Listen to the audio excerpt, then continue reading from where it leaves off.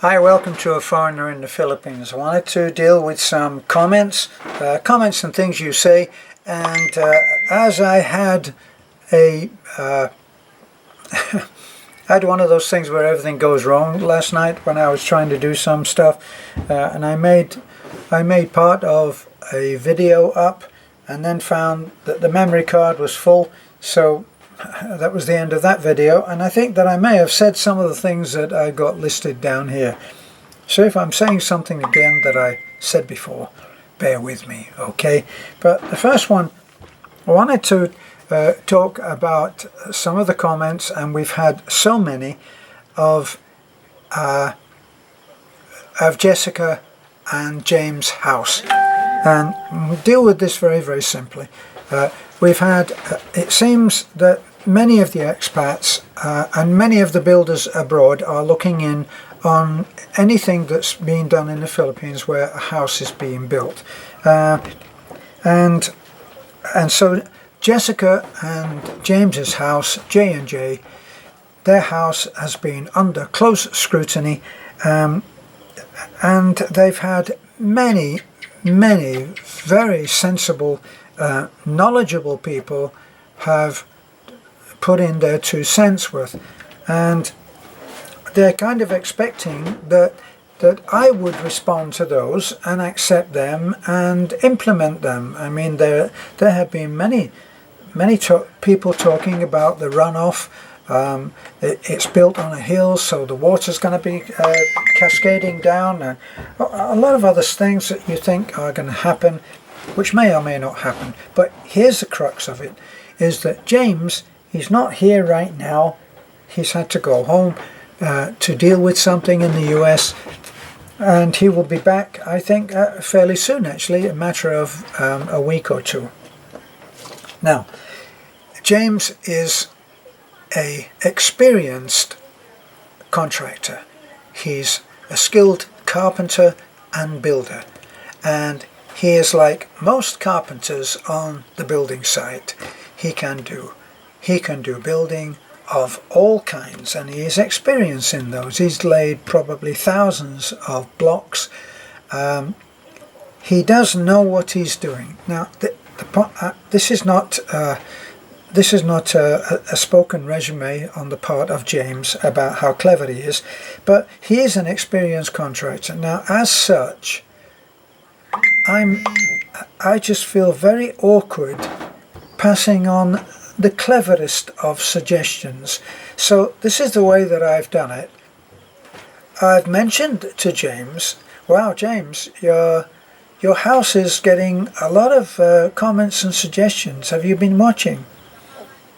And he said that he looked, and I left it at that, because no matter what's said, it's not for me to second guess a man at his work.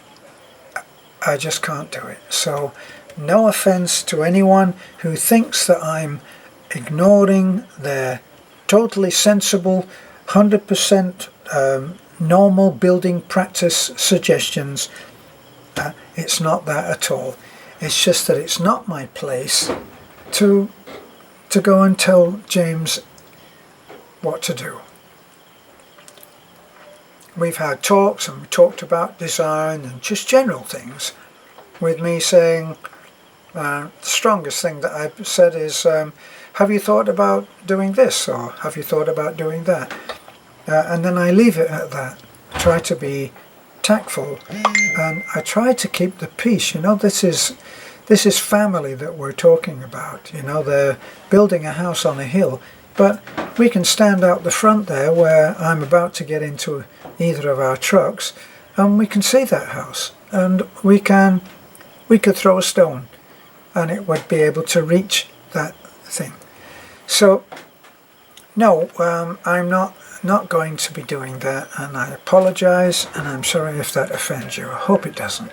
Hope you understand. Now, what's the other thing? Oh yes, the hot one is that Alan is home. Now, we're going to dispense with this pretty quick, because I'm very happy to have it at a close. Now, We did get some messages from Alan which we've left up and which you will have seen. In which time I actually said, Alan, I wish you the best. I hope everything goes well. Pay your debts, support your family, do what you can, and good luck, and I wish you well. Don't really need to say much more than that. He's got home, and he's looking now back at some of the comments that were made. Let's face it, you guys gave him a roasting, and he's still getting a roasting. And guess who the sacrificial lamb is now? Me. So he's now saying that for some reason he's forgetting all of the good that was done, not directly by me, indirectly by me, but he's smarting because he considers that he is a credible man. When will we ever know? And so we put an end to that. We've said, goodbye, Alan, good luck, get on with your life. It would be nice if he paid back everything that he owes. Would be very nice, because the money has been pledged to making, in other words, it's been written off by those who gave, and they are willing, if the money ever comes back, for it to be used to rehouse probably a couple of families. So that's what we'll hope for. Now, the surprising thing is that he was very annoyed about being called a Muslim. He said, I am not a Muslim, I am free denominational. I respect all the wishes of all people, all faiths. So my supposition, my assumption that perhaps if he was a Muslim, he might not like his girlfriend going to a Christian church, would have been wrong. Okay? Now, we're going to put that to bed as well, because he has asked us, please do not give my girlfriend any more money. That's very clear. And the only reason that I can think, once again going on assumptions, I assume this is because he has got it handled and he is going to support her and the child. This is great. So, as Little Bit Rich said, that's great. So, mission accomplished. On to the next challenge. Finished on the Alan thing. Okay, I'm not going to acknowledge any more of that.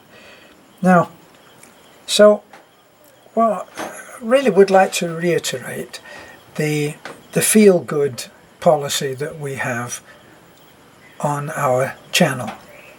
Now, this was kind of based in the feelings that I used to have if I sat after dinner or sometimes slightly before dinner when we were watching television. I since stopped doing all of that, and to be honest, we're so busy now that we don't have time. I'm usually, when I get home, I'm usually handling comments or making videos like this. So I don't have any time to sit and waste in front of a TV. But when I did, I used to notice just how much was feel bad.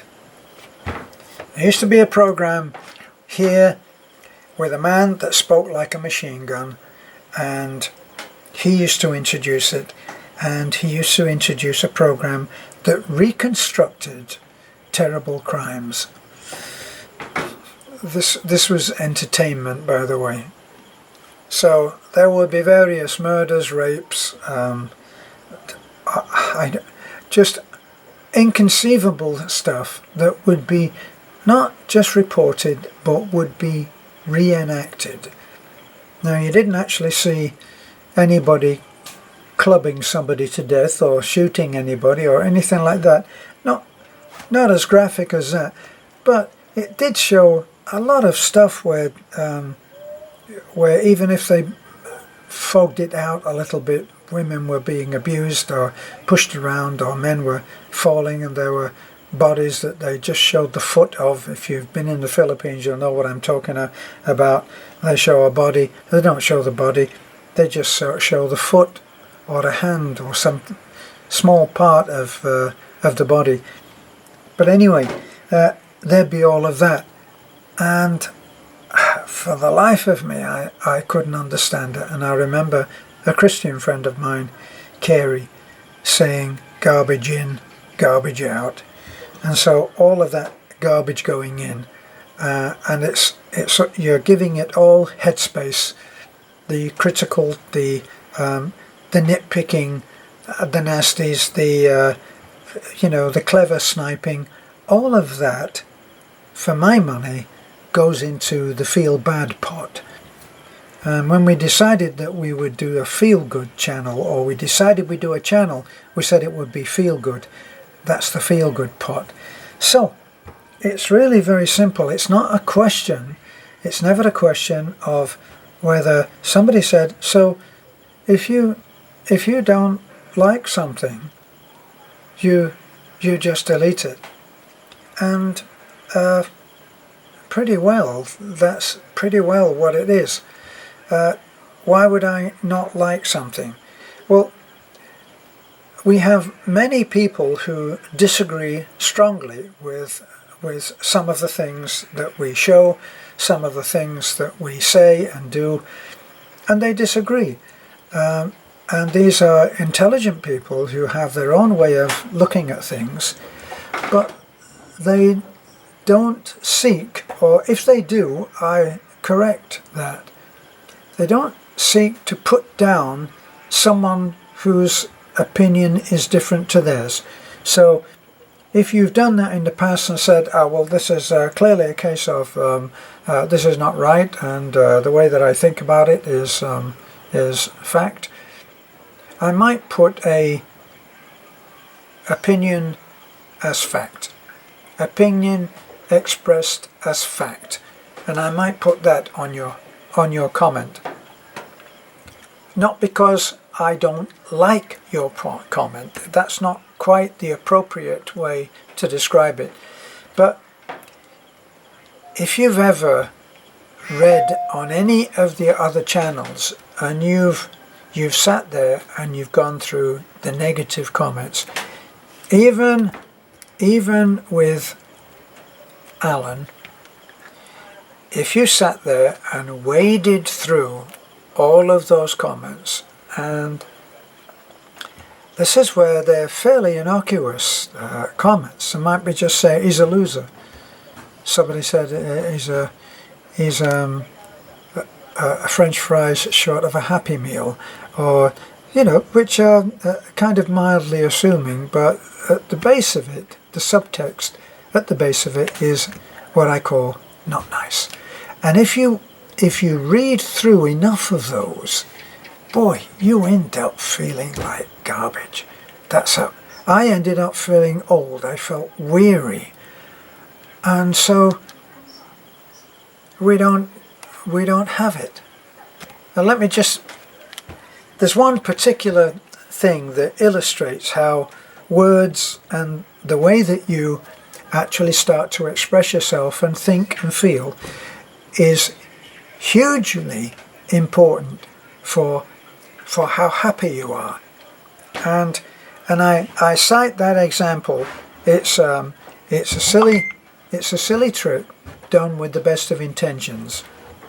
But if you come across someone, a friend, someone you care about, and they're feeling really brought down, what you do is you kind of slide in on exactly how they feel. Well, yeah, I mean, they're thinking that it's no good. What's the point? Sometimes I feel like just getting a gun and shooting myself.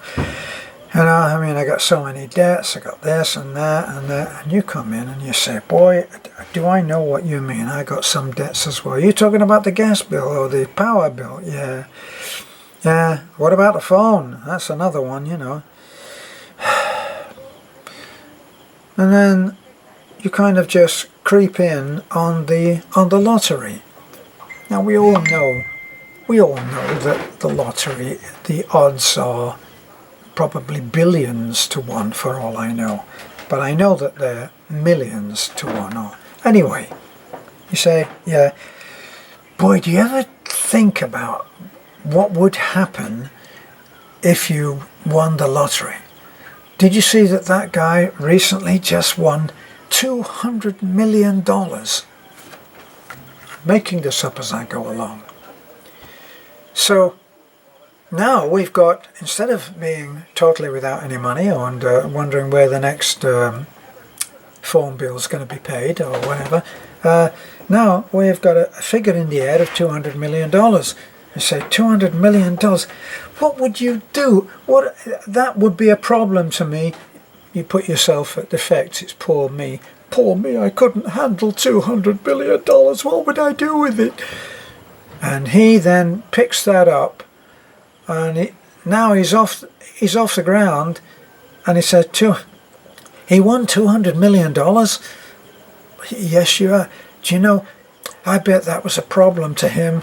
What would you do with $200 million? So here's a man who was ready to kill himself and take you with him, and you've given him $200. It's a game. $200, what would I do?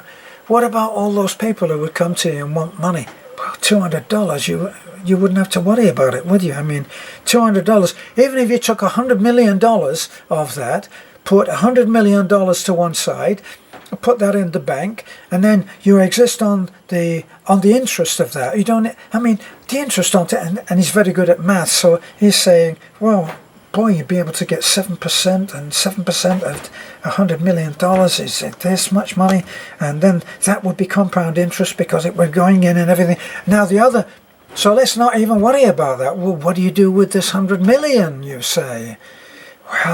Well, he's flying high now. He's not worried about any bills or anything because he's got $100 million there, which is bringing in interest at 7% or whatever.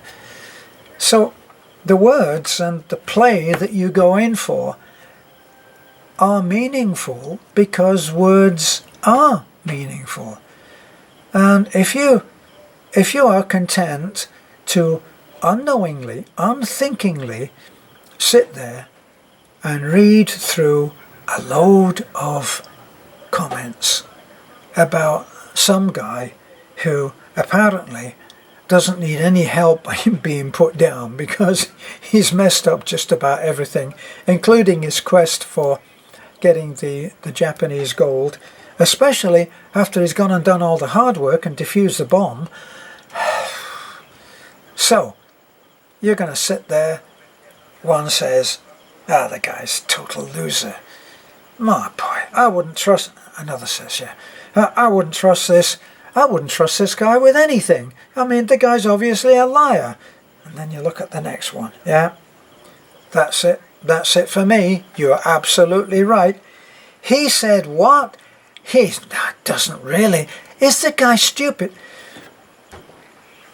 After a while, it's like you've been given all of that. Here it is on a plate. Here, eat all of that. See how you feel.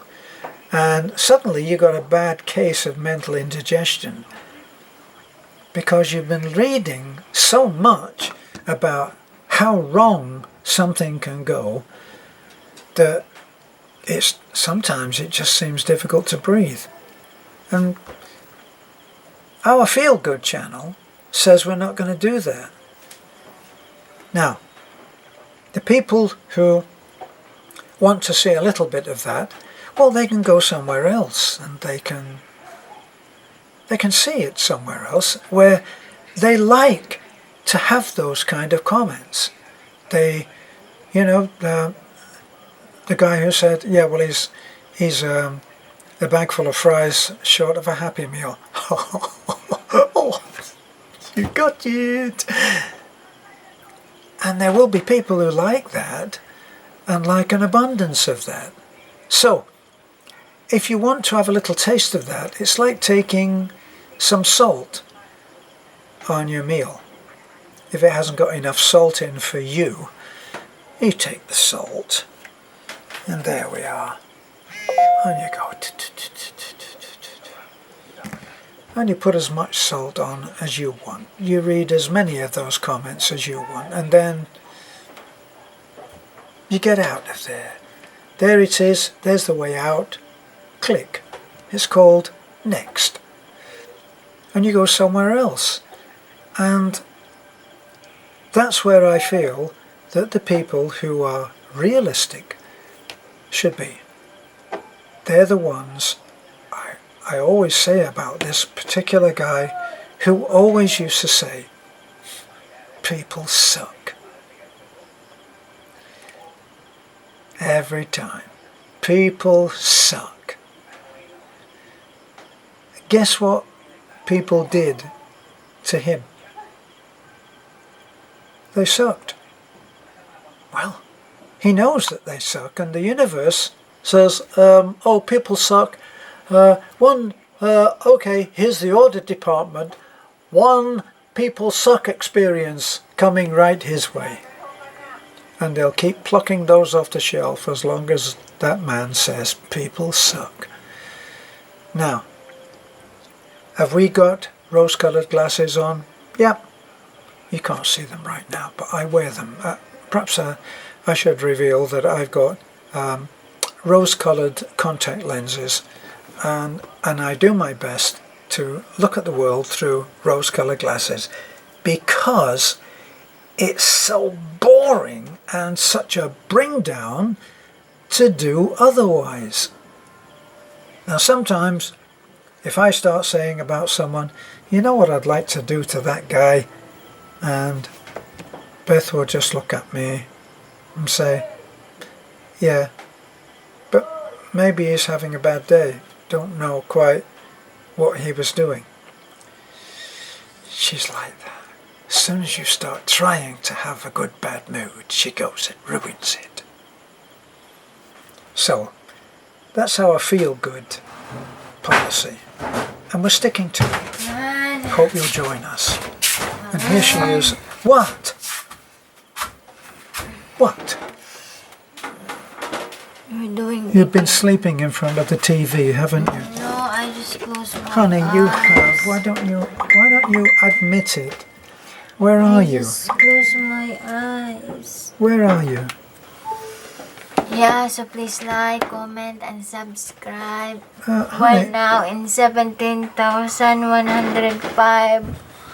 105? Yeah, thank you so much to those who subscribe. Last week we're 15,000 and now 16,000. So, yeah, we're shocked. We're shocked how it happens. Thank you, Lord. And also thank you to all Filipino working abroad, or the overseas Filipino workers. Thank you for subscribing our channel. Yeah, it's very hot today. It's been murderous, hasn't it? Yeah. Nanay calling now. We're gonna eat. I'm gonna go and eat. Yes, and don't forget to subscribe, okay? Bye-bye. God bless. Thanks for looking in on us. This is a foreigner in the Philippines. Bye for now.